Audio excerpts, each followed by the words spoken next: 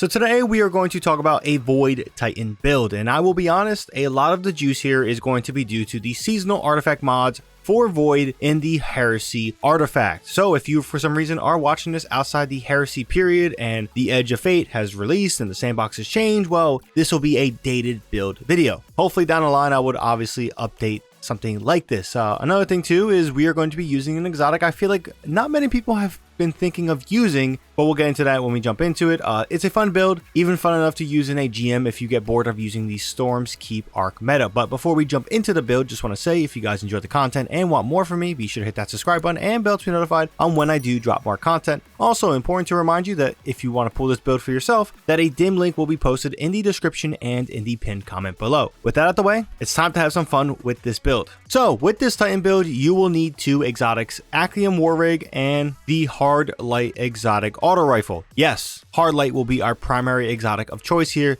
when it comes to our weapon. I'm going to need you to stay with me on this one. I understand that Hardlight has just been maybe a PvP weapon in the past, but for PvE right now, it is one of the best Void primaries in the game. With the artifact mods like Volatile Marksman really enhance this exotic auto massively. And to understand why that is, we're going to take a look at Hardlight's exotic perks, specifically the perk fundamentals. This weapon perk reads like this: changes this weapon's damage type, cycling between Void arcs and Solar, grants this weapon temporary increased damage when you apply or gain an elemental buff or debuff that matches this weapon's damage type. The increased damage buff here from fundamentals is going to be a 30% damage buff for 10 seconds. You can easily cycle this over and over and over. It's a very powerful recent change to make any weapon with this exotic perk even better. Hardlight is certainly the biggest benefactor of this change, but weapons like Dead Messenger and Borealis are other weapons with this perk if you were wondering what those weapons were. With Volatile Marksman, this debuff is always on basically if you're using the Void energy type for Hardlight, and thus making this one of the best exotic primaries in the game at the moment. Now, since this is an auto rifle, pairing this with Actium War Rig is going to be great. However, something like Doomfang or Armamentarium are solid alternatives. Doomfang is certainly a powerful for damage stacking purposes, but the main issue with using Doomfang on this build is we're going to be using Twilight Arsenal, which does not get any juice from Doomfang, so it's not the main exotic being showcased.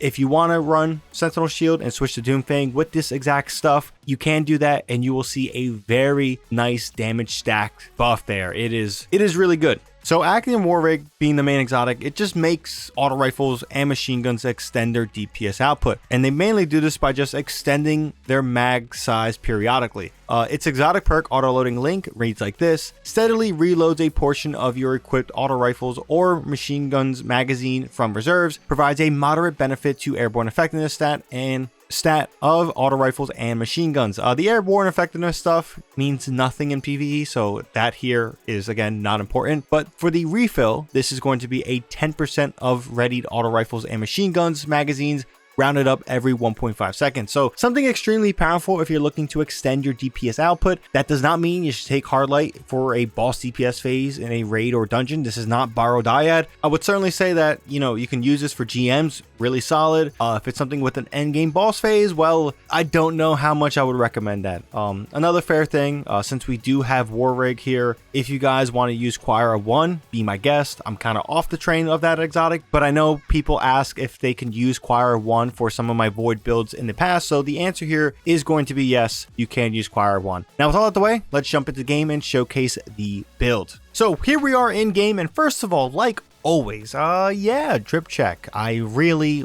love this one. We're using a solar helmet, by the way, and prismatic legs. These are two ornaments you can get at the Eververse store. I got them. You guys can wait for Bright Dust. You don't have to use silver. Don't be like me sometimes. So as we jump into the subclass, Twilight Arsenal, like I mentioned, going to be the main super we are using with something like Limit Break in our artifact. This is going to be an incredible DPS option for just shredding things. But yeah, if you guys want, like I said with Doomfang, you can use Sentinel Shield here. When it comes to our abilities, Rally Barricade, High Lift, Sentinel Shield, and Vortex Grenade. With our aspects, we have Bastion, cast your super to grant overshield to nearby allies. Casting your barricade grants overshield to yourself and nearby allies and empowers it, enabling it to slowly regenerate the overshield of allies bunkering behind it and extend their overshield duration. This is just really good for just limit break in general. And then we have Controlled Demolitionist, hitting a target with a void ability or volatile explosion makes them volatile. Further damage to volatile targets cause them to explode, grants you and nearby allies health when volatile targets explode near you. Yeah, really good. Nothing to say there. Fragments. Echo of Harvest, defeating a weakened target, creates an orb of power and a void breach. You'll see with the artifact, we're potentially doing some of that. We also have a demoralized weapon too. A lot of orbs, a lot of void breaches being generated. Echo of Explosion. Void ability final blows cause targets to explode. Gives us some plus 10 intellect. More explosions, the better for void sometimes. Next to that, Echo of Undermining. Your void grenades weaken targets. This is really good for one. It's a 15% debuff to your target. Plus, we're going to be throwing a lot of grenades. We already have a max discipline stat right there, even though we have a negative 20 discipline. So yeah, Lord Shaxx wants more grenades. We're going to throw more grenades, just not in PvP. And then last but not least, Echo of Starvation, picking up a Void Breach or Orb of Power, grants Devour. Devour, my favorite verb in the game.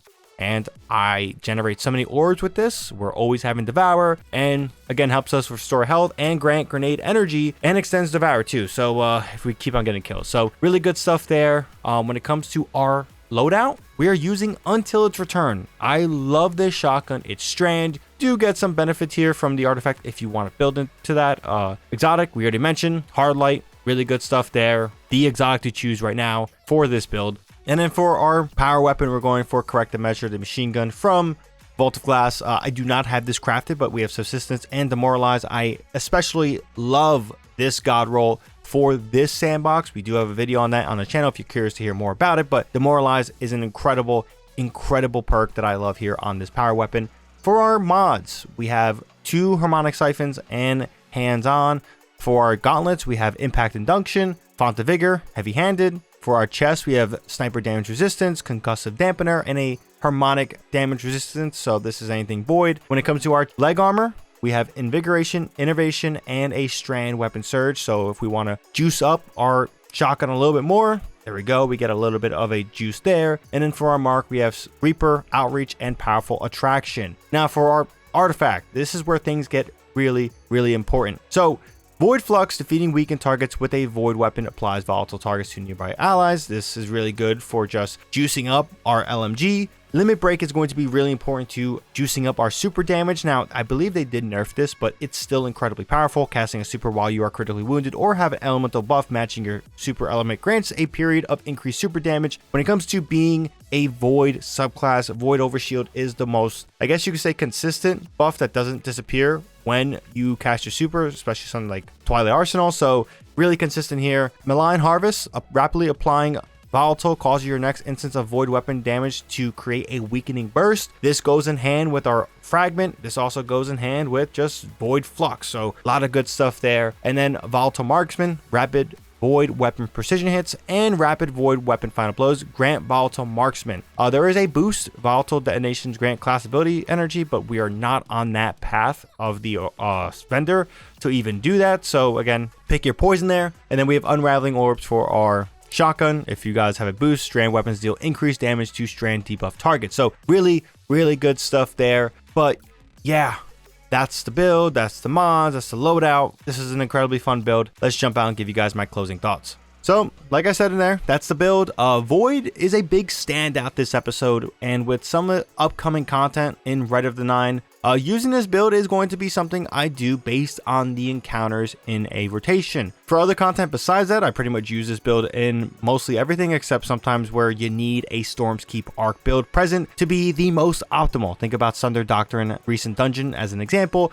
But besides that, let me know what you guys think of the build. If you guys want to pull this for yourself, like I said before, remember there's a dim link in the description and somewhere in the pinned comment below. Also, if you guys enjoy the video, be sure to drop this video a like, helps with the video a ton. And for more content from me, be sure to hit that subscribe button and bell to be notified on when I do drop more content. Thank you guys for watching. As always, that's all I have to say on this one. ShadowNinja here, and I'm out.